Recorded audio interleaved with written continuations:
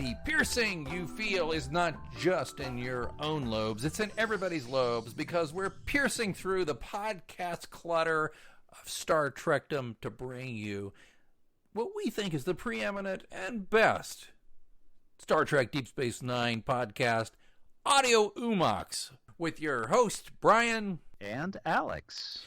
Thanks so much, Brian. Thank you. And Audio Hoo-Mons is a simple podcast, folks. We love DS9, and we come at it from two different directions with two different people. And here's the difference. Alex was watching the show first run, eating it up every second of it, every time it was on, and then watching it in reruns every year and thinking about it and sleeping on it and dreaming on it and all that stuff. Ryan was on employment most of the time of the original airing, so I caught it when I could, but did not have the opportunity to see it as religiously or watch as religiously as my good friend Alex. So now we are able to get together, rewatch the episodes, or watch it for the first time for many of them for me, and then we'll get together and we talk through it. Talk Trek, as we say. That's right. So this week we're going to take 2 tickets and go to Paradiso, the Cinema Paradiso. Yes, an interesting episode. Before we jump in, also wanted to just ask all the listeners for a chance to win and for a chance to be on our podcast. We had one of those aired last week and may air some additional excerpts this week. Just take your phone if you have I'm sure you do have a memo function, audio memo function on your phone. Record a memo, 30 seconds or so, where you just say your name, where you're from, and just tell us what your favorite DS9 episode is, and maybe in 15 to 30 seconds why you like it. It's funny. It's poignant. It reminds me of a relationship I have, or this had a character actor that I loved in some other show, and it was just fantastic seeing them in explore the Trek universe. Whatever that reason may be, just let us know. Yeah, you may have heard Mike Finney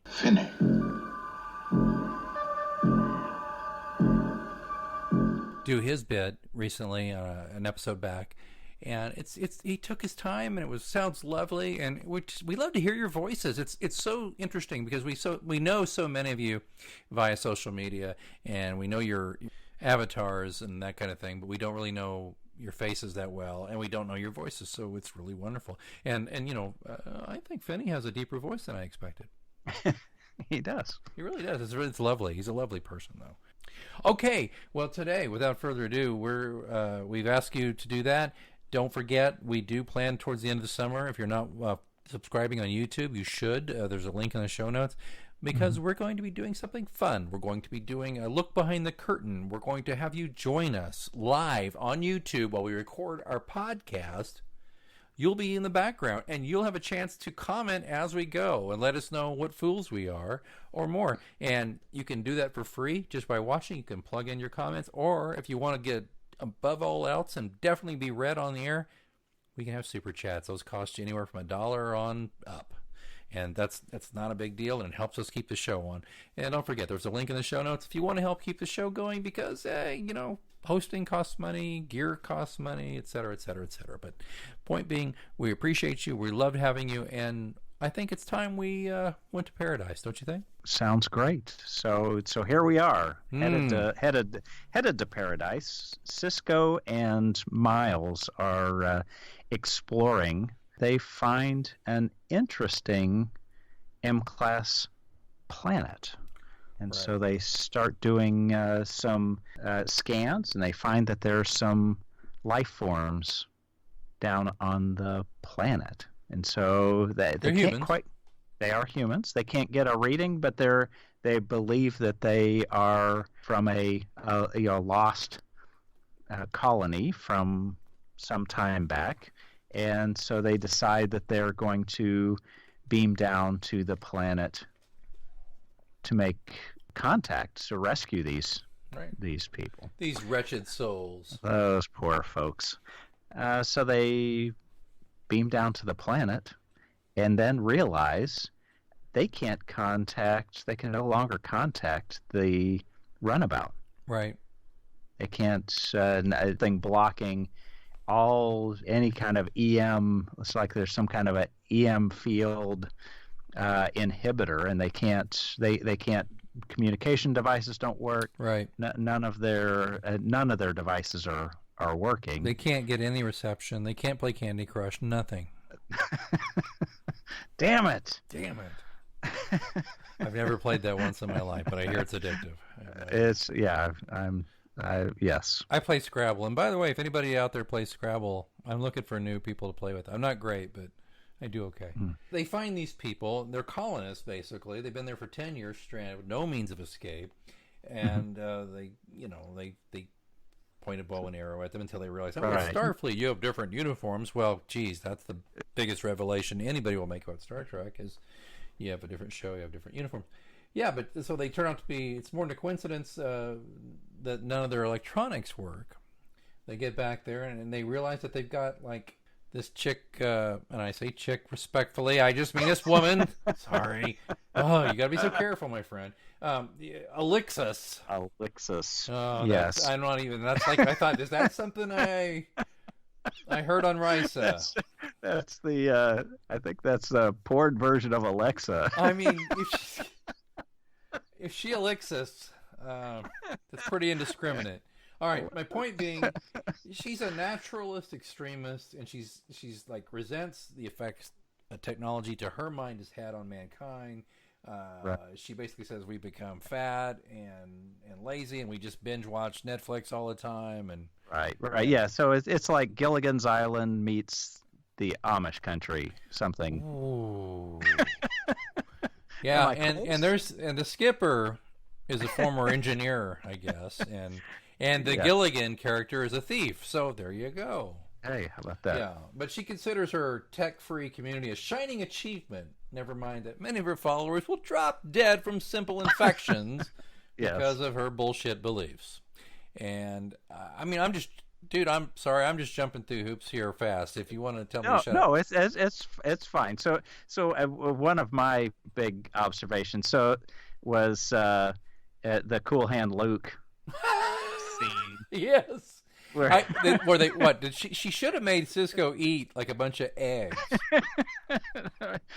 Yes. Yeah. The Cool Hand Luke. What we have here is a failure to communicate. If you take too much food, you spend a night in the box. Oh my God, that's so funny because you know who the guard was in that movie. No. Morgan Woodward, a.k.a. Captain Ron Tracy, a.k.a. Simon Van Gelder. See, bam! It's a small world. Six degrees of separation right blown, man. You just see, this is what happens with live podcasting. So what happens? Long story short, Alexis. Yes. Does not like Ben. She wants Ben out of that uniform as fast as she can get him out of that uniform. He's a natural leader, obviously, and I think she fears his ability to deconvert the converts. Right. She's got to get him out of that leadership soapbox, and she also has to, in so doing, hopefully, kind of diminish Miles because. Sure. Yeah, Miles draws his strength from his boss. Not that Miles is weak, absolutely. but he looks to Ben. So if Ben he would follow capitulates, he would follow Sisko's lead. Right. So she's all about this. I mean, there's some other stuff that goes on here, plot wise, just high points. They even try to get like one of the hotties to sleep with Ben, and Ben's like, right. I've been celibate for a long time. I can make it a few more days. I can go a few more days. And then the nights in the box. For any of you in logistics will recognize that buckhorn or manufacturing, the buckhorn Gaylord, plastic Gaylord container that you would think that technology would have changed in 5 because those are in TNG too. Those are everywhere. The box. Those boxes are an off-the-shelf plastic Gaylord container that's used in manufacturing. Why are you calling me this? Why do you keep calling me that? It's from a company called Buckhorn. Wait, why do they so? Well, how come they have all the kind of the fancy? They just they're it's just an off-the-shelf item. It has all that reinforcing ribbing. Yeah, the so ribbing. You can reduce the material, but maintain its structural strength. So you're telling me that's not even some kind of like fancy thing the prop department made? And no, that is an off-the-shelf manufacturing and logistics item that your profession is showing. You would have assumed would have changed over 400 years, but if it works, don't fix it. Yeah, that's true. If it ain't broke, yeah, So you're saying that's what's it called again? I'm sorry. It's the size of a pallet. Oh, yeah. 40 by 48. Have you been in one of these things? They call it a Gaylord is what it's called, and that's just that's a common size, so 40 by 48, usually about 40 inches tall. But isn't and that use that. Ali G called everybody a Gaylord. So I'm not understanding why they call it a Gaylord. I have no idea the origins of that term, but that's what's used for transporting lots of stuff that's shipped in bulk in manufacturing. So bolts and screws, plastic material. So here we're taking everybody out of the story for a minute. So when the prop department cut a little hole in it with a lid, did they just cut like a what I mean to lock? Those are off the shelf as well. They open what? up. So are you kidding me? So somebody could just did they at least spray paint them silver or something? No, gray is the standard. Jeez. That's the standard off the shelf. Well, you can't get I'm other out. colors. So Alex has given up. But anyway, I say that because it threw me off because I see those things all the time in my. How can I get one? I want one for my house. No, I'm serious. You can buy them online. Okay, offline we're going to talk because I want one. Okay. And can I climb in it in my Cisco outfit? Yeah. You could spend the night in one. Oh, absolutely. Gosh. That must have been miserable though. Seriously, that looked pretty hot. To me, it was hot sold and uncomfortable. Yeah. I mean, if you think it's 40 inches by 48 inches, so you can't fully stretch out. So your knees are bent. And he's a very tall man. He's a tall man, and you're kind of in this fetal position for the entire time that you're in there. It's hot.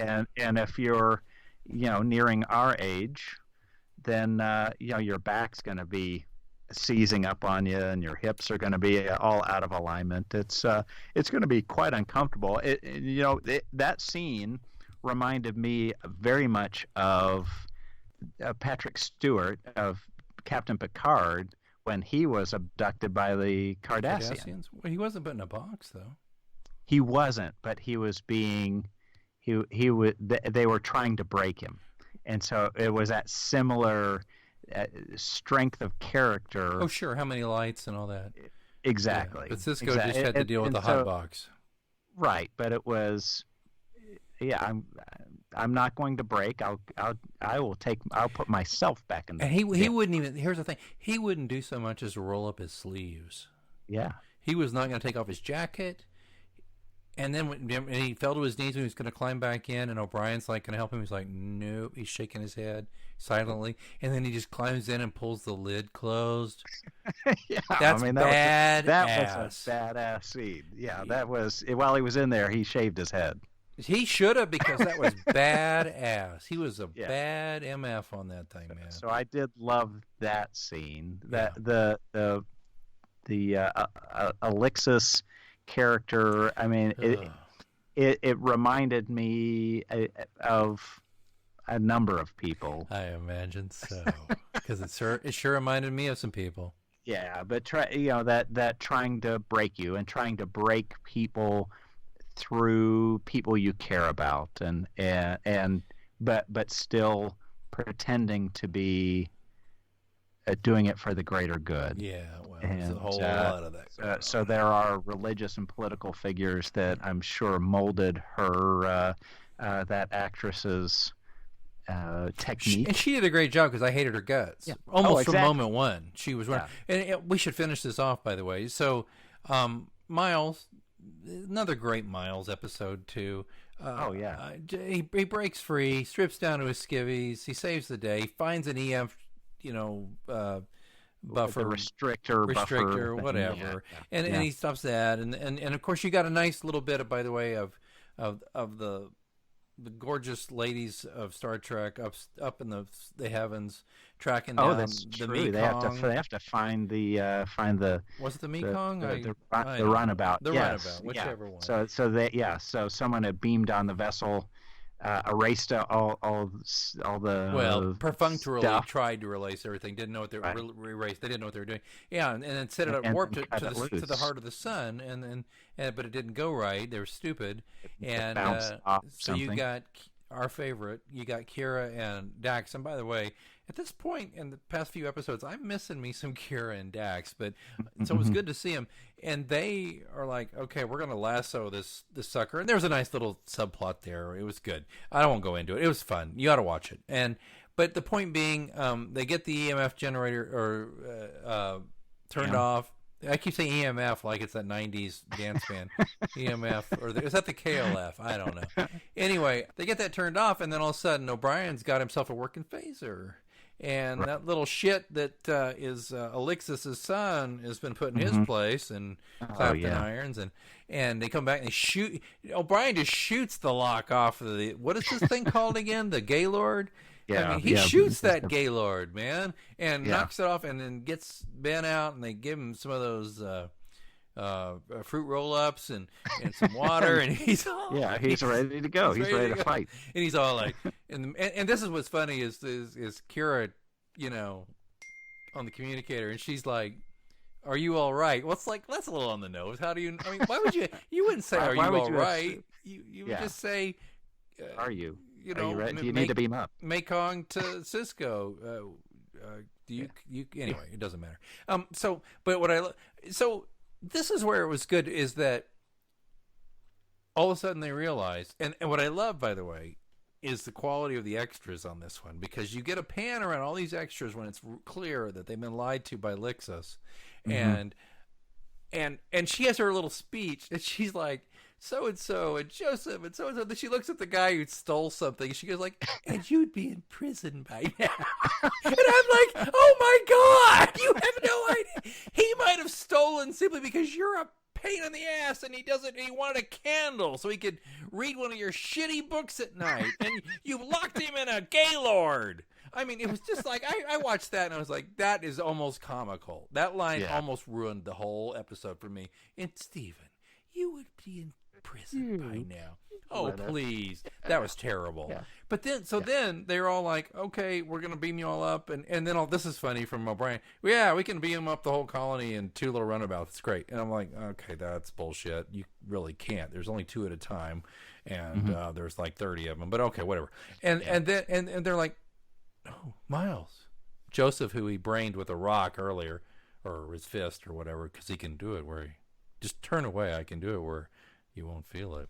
Anyway, and he's like, Miles, you don't understand. We know she's a horrible shrew who got a lot of us killed. But she turned us on to tiny house living. So we're gonna stick around here. And I was like, okay. And they're like, okay, fine, but she's going, and so is her little shit son, and we're gonna beam up, and we'll deal with this. And so they beam up, and then Joseph's like, come.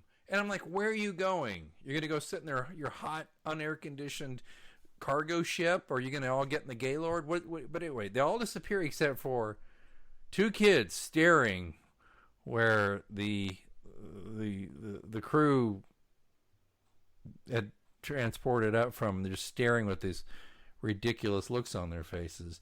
It was a little on the nose. Right. Yeah. I've never seen a transporter before. Right. And it was like, this generation's like, oh, we kind of like to go somewhere that has Netflix and chill. And I'm just, but I found that stupid. And I found some other parts of it kind of dumb. And but that was a dumb moment. I mentioned earlier the extras. They pan over the extras. There's one extra, and he's in like a big straw hat. And he's literally, I'm making this face so Brian can you see me, buddy? Yeah, I can see you. And he's like wide-eyed goober, like I don't know, like it's bad. I can't even describe. It's like it was like Dorothy seeing the man behind the curtain, but it was like done like for Mystery Science Theater. It was really not good. So Yeah, I gotta yeah. say, this episode I liked a lot. I Hmm. thought that Alexis was good because you hated her instantly and realized what she was pretty quickly. I thought Right. that was good. I love seeing Brooks or Ben show his steel. I like Miles being the inventive, creative guy he is. But I found that the most of the supporting cast, even Joseph, kind of weak, Hmm. and the acting kind of weak on that side. Yeah. So this is an episode that stuck with me. I remember this one, but I don't remember this one. I guess I didn't remember this one being a little too poorly acted in some places, and Yeah. maybe a little on the nose at the end with the kids staring. I don't know. Maybe I'm wrong. You jump in here, buddy. No, What? I mean, I think there were some moments. There was some a great Miles moment. There was a great Cisco moment, as you mentioned.